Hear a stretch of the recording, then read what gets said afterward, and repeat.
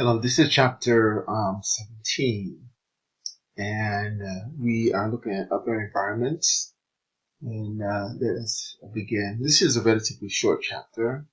This is dealing with mail order pharmacy, long-term care, health infusion, nuclear pharmacies. These particular pharmacy settings are slightly different than, and a little bit more rarer than the hospital settings, the pharmacy settings that we've been talking about in relationship to community and hospital pharmacies. Close to 2/3 plus of the pharmacies are community pharmacies. So at the completion of study of this particular chapter, you should know the following. You should know for which kind of prescription mail order pharmacies is most often used. Understand the importance of automated systems in the mail order pharmacy. Be aware of how state and federal law apply to mail order pharmacies. Understand how long-term care organizations handle pharmacy services.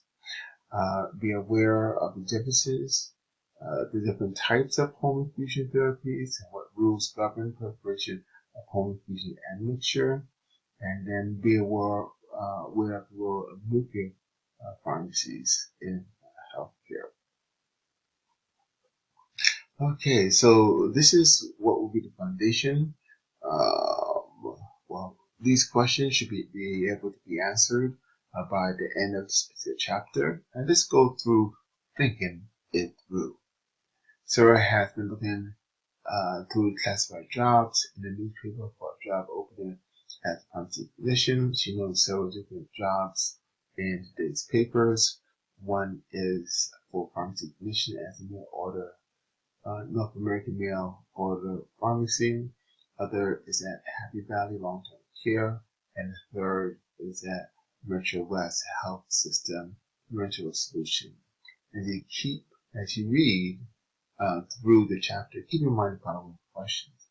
Which of these opportunities should Sarah be qualified for if she has no experience working in an IV room or with unit dose experience? Which of these environments is likely to have the most automation? So let's begin our process and talk about mail order pharmacies. Chain community pharmacies are the largest segment of the retail pharmacy market. But mail order pharmacy has been growing very, very quickly in the past few years.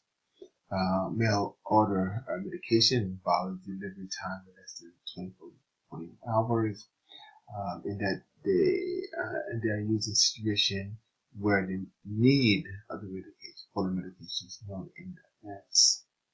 Because they use mail order can serve a broad geographical area. Certain key definitions that you should be familiar with is acute condition. This is a certain condition requiring immediate treatment. You have chronic conditions, a continuing condition that require ongoing treatment for prolonged periods. Then you can have what's called maintenance medications, medication that is required on a continuing basis for the treatment of a chronic condition. And usually mail order pharmacies will deal with chronic conditions and with maintenance medications, those that are already known. An example of chronic conditions, something like hypertension, diabetes. Okay. Some of the things that you should be familiar with when we are talking about mail order pharmacies is regulation and licensing, online drugstore, maintenance medication, automation and quality control, counseling and information, mail order and community pharmacy. So we're going to talk about those particular items at this time. When we talk about regulation and licensing, so though mail order pharmacies must follow federal and state requirements in processing prescriptions, they are not necessarily licensed in each state to which they're sending medication. As a condition for doing business there, some states may require that mail order pharmacies employ pharmacists licensed to practice in the states. However, not all do so. Okay. So mail order pharmacy we may consider as being online drugstores. Online drugstores are typically mail order pharmacies, as I just mentioned. They use the internet to advertise or take order for drugs, which is then mailed to the customer. Some online drugstores also use traditional mail order pharmacy methods, and like mail order pharmacies, they will have a full staff of pharmacy physicians and doctors employed to ensure proper filling of prescription, as well as patient counseling regarding medications. So what we have seen that many of these mail orders are based in Canada because the same drug could be 50% more cheaper in Canada than in the United States. And so many patients that may are looking for a cheaper price on their medication or are turning to these mail order pharmacies in order to fulfill their medications. Another thing that's also we just finished talking about is what's called maintenance medication. Maintenance medication, a medication that for the long term and that use treat chronic conditions such as diabetes, hypertension, for example. Another thing that you see in mail order pharmacies is a lot of automation, and there's also a need for quality control. So mail order pharmacies are generally a large-scale operation that's highly automated. They use the assembly line process in which each step in the prescription fill process is completed or managed by a person who specializes in that step. For example, one technician may be responsible for entering prescriptions in the system, another running the automated dispensing machine to fill the prescription, and then another to prepare the prescription for a shipping. And then each of the prescription will have what they call barcoding, and this is in order to check that the prescription is going to the right place. And so a high level of quality control is necessary in order to ensure that this process goes well. Mail order pharmacy sometimes provide the same type of counseling you do see in a hospital pharmacy, or more particularly within a community pharmacy. So some may have help desk or customer service numbers that patient can call if you need more information about their prescription. And then looking at mail order and comparing it with community pharmacy, much of the growth in mail order pharmacy has come at the expense of community pharmacy, which basically serve all types of patients, including patients with chronic conditions. However, many of the large-scale, sophisticated mail-order pharmacies give them many advantages. And one of the chief advantages which the customer is looking for is price. If you go to any community pharmacy, usually the pharmacy is in the back and it's a whole bunch of other things that are stocked up front, over-the-counter items and things miscellaneous that's not really associated with the pharmacy in order so the pharmacy can be profitable. But just made an order pharmacy to sort of concentrate on medications that are maintenance, so they don't have to stock rare medication. So price is has allowed them to be very competitive, especially in relationship to the community pharmacy. Okay, so we've been talking about maintenance medications. If you look over here, maintenance medications or maintenance therapy, and these are dealing with situations in which it's long term. Most likely when people have depression, they are treated, these individuals have long term disease.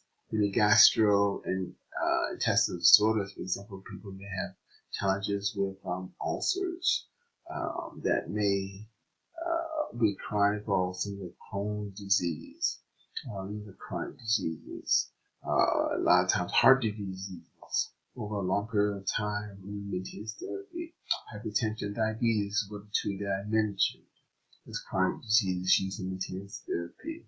Arthritis, usually once the individual get it, basically just controlling the severity of the expression of the particular disease. Then, of course, HIV/AIDS. Once a person has AIDS, they will need that medication for the rest of their lives. And there are individuals who have been on AIDS medication for 10 and now up to 20 years. Okay, those are some of the things that are important in this particular chapter. Okay, the next thing that we're going to look at is long-term care. Long-term care facilities provide care for people unable to care for themselves because of mental and physical impairment. Because of limited resources, most long-term care facilities contracts are dispensing in clinical pharmacy services. Pharmacists perform two types of functions for long-term care provider: distributive and consultant. Okay, so long-term care facilities many times not necessarily will have their own pharmacy, depending on how large they are. Okay, so what is long-term care? Well, a lot of times you see long-term care in nursing homes, where individuals go there and they're unable to be taken care of at home, and so they're there for a long period of time. So most long-term care facilities, such as nursing homes, that provide daily nursing care, patients in this setting generally referred to as residents. And there are certain requirements that are associated with nursing homes. But they may have, before I talk of that, the legal requirements, they may have what's called an automated dispensing system. That is a system in which medications are dispensed from an automated unit at the point of use upon confirmation of an order communicated by computers from a central system. And a lot of times they would have what's called medication carts. And these particular medication carts, we talked about them before, will have the medication for the entire week. And they are placed and pushed to the nursing unit to be dispensed by the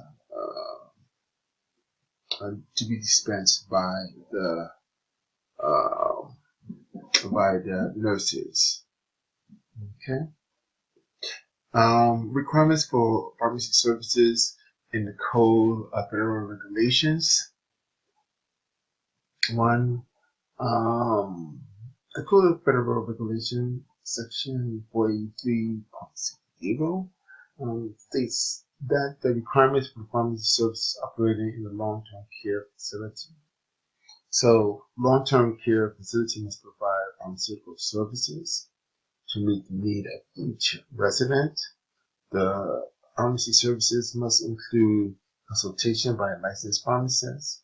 The pharmacist is also required to establish a system of records and receipts and disposal of all controlled drugs.